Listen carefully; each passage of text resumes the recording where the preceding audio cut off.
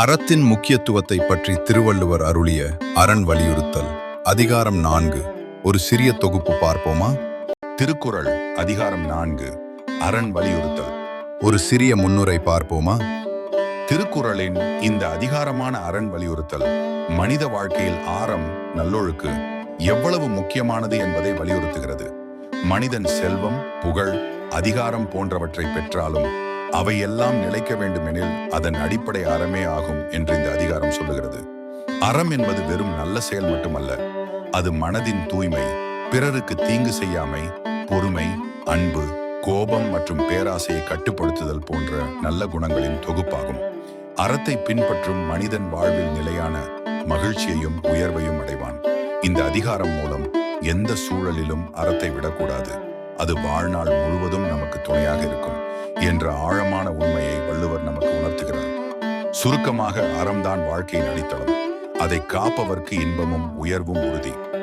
குழந்தைகளே, தினம் ஒரு திருக்குறள் சேனலில் அரண் வலியுறுத்தல் பற்றி விரிவாக திருவள்ளுவர் என்ன கூறுகிறார் என்பதை பார்ப்போமா? வள்ளுவர் வழியில் தினம் ஒரு திருக்குறள். அரண் வலியுறுத்தல் குறள் 31. சிறப்புடையன செல்வமும் செல்வம் அறத்தினூங்கு ஆக்கம் எவனோ உயிர்க்கு. எளிய விளக்கம்: மனிதனுக்கு எவ்வளவு செல்வம் இருந்தாலும் அது மிகப்பெரிய சிறப்பு அல்ல.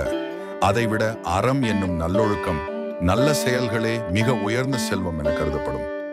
ஏனென்றால் அறத்தால் கிடைக்கும் பயன்தான் மனித வாழ்க்கைக்கு உண்மையான உயர்வு தரும். வள்ளுவர் வழியில் தினம் ஒரு திருக்குறள். அரண் வலியுறுத்தல் குறள் 32. அறத்தினூங்கு ஆக்கமும் இல்லை, அதனை மறத்தலின் ஊங்கில்லை கேடு.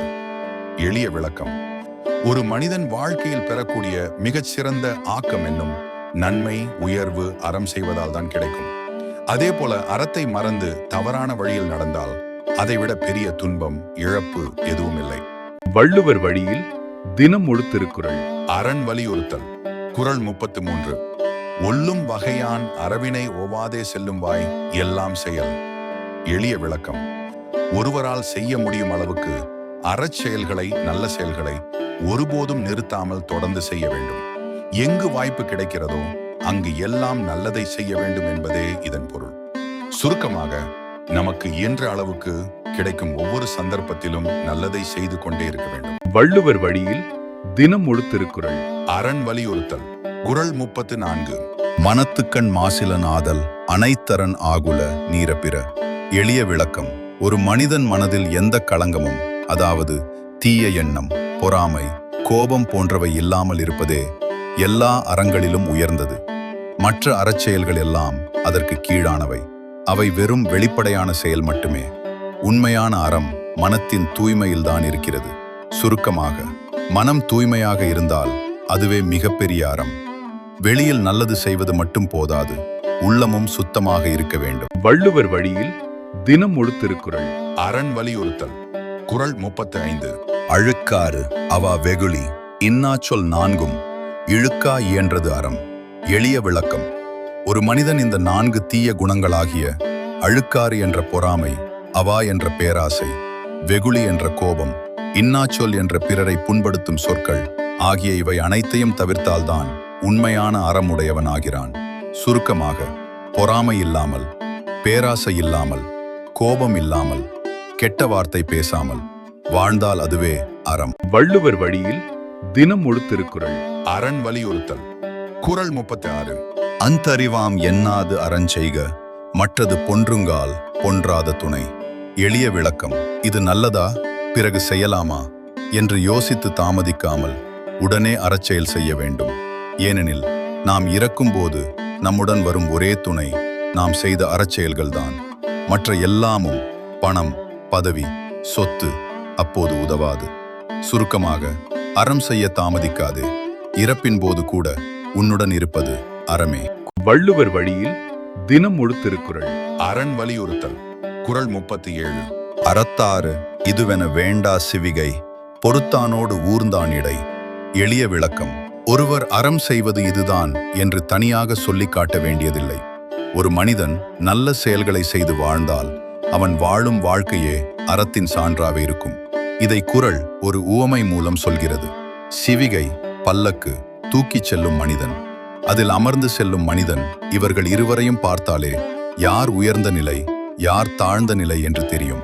அதைப் போலவே ஒருவரின் வாழ்க்கையை பார்த்தாலே அவர் அறம் செய்கிறாரா இல்லையா என்று தெரிந்துவிடும். வள்ளுவர் வழியில் தினம் ஒரு திருக்குறள். அரண் வலியுறுத்தல். குறள் 38. வீழ்நாள் படாமை நன்றாற்றின் அஃதொருவன் வாழ்நாள் வழியடைக்கும் கல். எளிய விளக்கம். ஒருவன் தினமும் நல்ல செயல்களை செய்து கொண்டே இருந்தால் அவன் வாழ்க்கையில் வரும் தீய விளைவுகள் வருவதற்கான பாதை அடைக்கப்படும். நாம் எப்போதும் நல்லது செய்து வாழ்ந்தால் துன்பம் நம்மை எளிதில் அடையாது. வள்ளுவர் வழியில் தினம் ஒரு திருக்குறள். அரண் வலியுறுத்தல். குறள் 39. அறத்தான் வருவதே இன்பம் மற்றெல்லாம் புறத்த புகழும் இல. எளிய விளக்கம். ஒருவன் அறம் செய்து பெறும் மகிழ்ச்சியே உண்மையான இன்பம். மற்ற எல்லா இன்பங்களும் வெளிப்புறமானவை. அவற்றுக்கு உண்மையான மதிப்பும் புகழும் இல்லை. அறம் செய்தால் வரும் மகிழ்ச்சி மட்டுமே நிரந்தரம். பணம், பொருள், சுகம் ஆகியவை தற்காலிகம். வள்ளுவர் வழியில் தினம் ஒரு திருக்குறள். அரண் வலியுறுத்தல். குறள் 40. செயற்பாலத்தோறும் அரணே ஒருவர்க்கு உயர்பாலத்தோறும் பழி. எளிய விளக்கம். ஒருவன் செய்யும் எல்லா செயல்களிலும் அறத்தையே செய்ய வேண்டும். அறம் இல்லாத செயல்கள் அவனுக்கு பழியாக முடியும். வாழ்க்கையில் எந்த செயல் செய்தாலும் அறத்தோடு செய்தால் உயர்வு வரும். அறமின்றி செய்தால் பழி நம்மை வந்து சேரும். அரண் வலியுறுத்தல். முடிவுரை. திருக்குறள் 4ஆம் அதிகாரமான அரண் வலியுறுத்தல் கூறுவது என்னவென்றால், இந்த அதிகாரம் முழுவதும் ஒரு முக்கியமான உண்மையை நமக்கு வலியுறுத்துகிறது. மனித வாழ்வின் அடிப்படை மற்றும் உயர்ந்த செல்வம் அறமே என்பதை இந்த 10 குறள்களின் சாரம். செல்வம் இருந்தாலும் அது நிலைத்த மகிழ்ச்சியை தருவது அறம் இருந்தால் மட்டுமே. அறத்தை விட பெரிய ஆக்கம், பலன் எதுவும் இல்லை. அதை புறக்கணிப்பதே மிகப்பெரிய கேடு. நாம் செய்யக்கூடிய எல்லா நல்ல செயல்களையும் தாமதிக்காமல் செய்ய வேண்டும். மனம் தூய்மையாக இருப்பதே அறத்தின் அடிப்படை. பொறாமை, ஆசை, கோபம், கெட்ட சொல் இவைகளை தவிர்ப்பதே உண்மையான அறம். அறம் செய்வது உடனே செய்ய வேண்டியது. அது மட்டும்தான் நிலைத்த துணை. அறத்தின் வழியில் வாழ்ந்தால் வாழ்க்கை உயர்வாகும். இல்லையெனில் பழி வரும். உண்மையான இன்பம் அறத்தால் மட்டுமே கிடைக்கும். செல்வத்தை விட உயர்ந்தது அறம். அறத்தை விட நிலைத்தது எதுவும் இல்லை. அறமாய் வாழ்ந்தால் இன்பம். அறத்துடன் வாழவில்லை என்றால் வாழ்வு வீண். அறம் என்பது வாழ்வின் அடித்தளம். அதை பின்பற்றினால் உயர்வு, தவறினால் வீழ்ச்சி. இறுதியாக அனைத்து உயிர்களிடமும் கருணையுடன் நடந்து அறத்துடன் வாழ்வதே மனிதனின் மிக உயர்ந்த பெருமை என்பதையே இந்த குறள்கள் நமக்கு உணர்த்துகின்றன. நன்றி.